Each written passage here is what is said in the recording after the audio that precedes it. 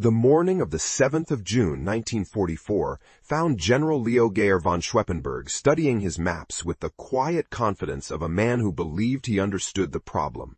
Around him, the headquarters of Panzer Group West hummed with the controlled urgency of a military machine preparing to strike. The invasion had come the day before. The Allies were ashore, their men clinging to narrow strips of French beach, their supply lines still tenuous, their bridgehead still shallow enough that a determined armored thrust might sever it entirely. Schweppenburg had spent months preparing for exactly this moment. The pins on his map told a reassuring story. Panzer Lehr division was moving from the Chartres area, one of the finest armored formations the German military had ever produced. Its crews trained to a T-Geese, razor's edge its equipment among the best in the Wehrmacht's arsenal. The 12th SS Panzer Division Hitlerjugend was pushing up from the south under Fritz Witt with Kurt Meyer's battle-hardened regiment forming the tip of the spear. The 21st Panzer Division was already in contact near Cassel. Other formations were converging from across France, answering the call that every German planner had rehearsed in their mind since the first Allied soldier set foot on a practice beach in England. On paper, it looked like salvation. An armored hammer raised above a vulnerable nail. Schweppenburg had disagreed sharply with Erwin Rommel about how to handle the invasion. Rommel, drawing on his experience fighting Allied aircraft in North Africa, had argued that German armor needed to be positioned directly at the beaches, close enough to strike within hours of the landings before Allied air power could organize itself over the battlefield. Schweppenburg had dismissed this, thinking as overly cautious. His doctrine was classical, concentrated armor held in reserve, then unleashed in a single overwhelming blow once the invasion's main axis had been identified. Had gone all the way to Hitler, who had split the difference in the worst possible way, dividing the panzer reserves between competing commanders and satisfying nobody. Now Schweppenburg would discover which of them had read the situation correctly. The answer would come quickly, and it would be written in fire. The reports began filtering in through the morning, innocuous at first, the sort of battlefield friction that every experienced commander learned to discount. A fuel convoy had been caught in the open near Allen-Neenan and burned. Road junctions south of Falaise were cratered from overnight bombing. A signals vehicle had been shot up somewhere along the Seenene approach road. Staff officers noted the scene, incidents, updated their boards, and moved on. Wars produced friction. This was expected, but the pattern refused to stay small. By mid-morning, what had looked like scattered incidents had acquired a disturbing coherence. General Fritz Bayerlein, commanding Panzer Lehr, reported that his fuel trucks were being systematically hunted and destroyed by American P-47 Thunderbolts somewhere south of Argentan.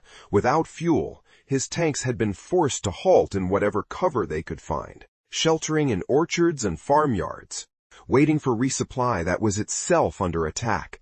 The 12th SS reported its communications vehicles burned on an open stretch of road, its command net reduced to silence while officers tried to pass orders by motorcycle courier along routes that were themselves being strafed. A tank transporter column moving 5 brand-new Panther tanks toward the front had been caught on the Falaise road. Bright afternoon sunlight. None of the tanks made it. What Schweppenburg was receiving in pieces was actually a coherent picture, but coherence was precisely what the sheer volume of disaster obscured. The roads of France had become something his mind. Training had never prepared him to confront, a killing ground that functioned invisibly from above with a patience and systematic precision that ground units could neither fight nor flee. The weapon that was dismantling his counterattack had been years in the making. By June 1944, the Western Allied air forces had achieved something without historical precedent, genuine air superiority over an entire theater of war, maintained continuously with enough reserve capacity to redirect thousands of aircraft toward tactical battlefield support while simultaneously conducting strategic bombing campaigns deep into Germany. The American 9th Air Force and 8th Air Force, working alongside RAF Fighter Command and Bomber Command, could generate sortie numbers that German planners struggled to believe even when they read them in captured documents. The P-47 Thunderbolt that tormented Berlin's columns was not a delicate aircraft. It weighed 7 tons fully loaded, carried 8.50 caliber machine guns, could deliver 2,000 pounds of bombs or a rack of unguided rockets, and could absorb extraordinary punishment and keep flying. American pilots had learned through brutal experience over Europe how to press attacks against flak, defended targets, how to identify military vehicles from altitude, how to work in coordinated flights that kept German anti-aircraft gunners from concentrating on any single aircraft. The British Hawker Typhoon was, if anything, more purpose-built for exactly this kind of work.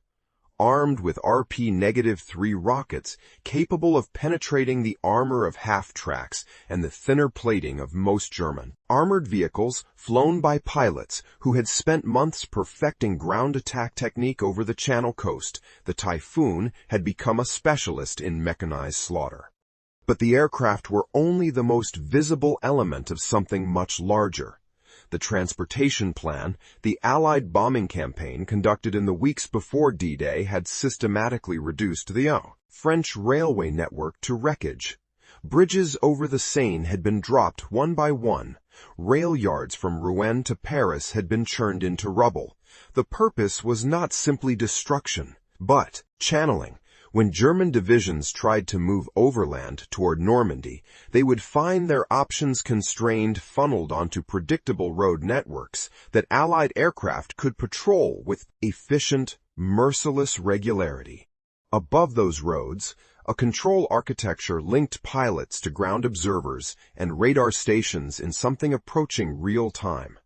A German column beginning to move would be spotted, radioed to a ground control center, and fighter bombers vectored to its location within minutes. The pilots did not need to search. The system found targets for them and delivered aircraft to when delivered coordinates with a precision that German commanders kept attributing to spies and informants, unable to believe the communications network alone could be this efficient. On the 7th of June alone, the American 9th Air Force flew over 2,000 fighter-bomber sorties across the Normandy battle area.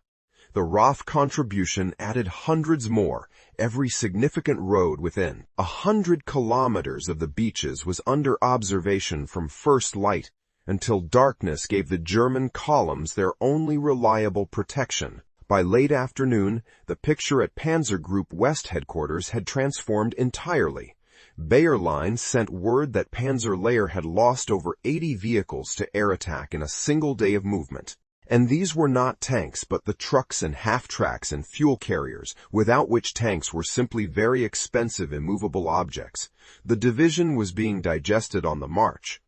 Kurt Meyer's regiment, pushing hard towards Sempt and across ground, he thought he understood from the maps, found himself engaging not British infantry but the sky itself, watching his vehicles burn one by one. Typhoons quartered the afternoon light above him. Veterans who had survived the Eastern Front described a particular helplessness in these attacks, the inability to shoot back meaningfully, randomness of survival, the way a man 3 feet away could die while you lived. Schweppenburg ordered his columns onto secondary roads and directed them to move only at dawn and dusk. He requested Luftwaffe fighter cover. The requests found no aircraft to answer them. Luftwaffe that had screamed across Poland in 1939 and swept France clean of opposition in 1940 had been bled white over 2 years of attritional air war. Over Normandy it could offer nothing meaningful against the force arrayed above the battlefield. The counterattack that was supposed to break the Allied bridgehead did not happen on the 8th of June. It did not happen on the 9th of June. It would never happen in any form recognizable to the plan Schweppenburg had spent months developing. 3 days after the landings, ultra intercepts from Bletchley Park located the Panzer Group West headquarters near the village of Locaine. 17 RAF Typhoons arrived at dusk and fired 136 rockets into the compound. Mitchell bombers followed with 500-pound bombs. The chief of staff and 17 officers were killed. Schweppenburg himself survived, only barely, shrapnel tearing through him as he ran for cover. What had been a functioning armored headquarters became wreckage in minutes. He was evacuated and eventually relieved of command. The Battle of Normandy lasted 2 more months and cost both sides enormously. The Panzer Division, savaged on the approach roads, fought with genuine skill and ferocity once they finally reached the front, contesting every hedgerow, making the Allies pay for every kilometer. None of it reversed what had been decided in those first 24 hours on the roads leading to the beaches rather than on the beaches themselves. Rommel had been right. The only question worth asking was whether the armor could reach the coast before Allied air power made movement impossible. It could not. The sky had already been lost. With the sky went everything underneath it.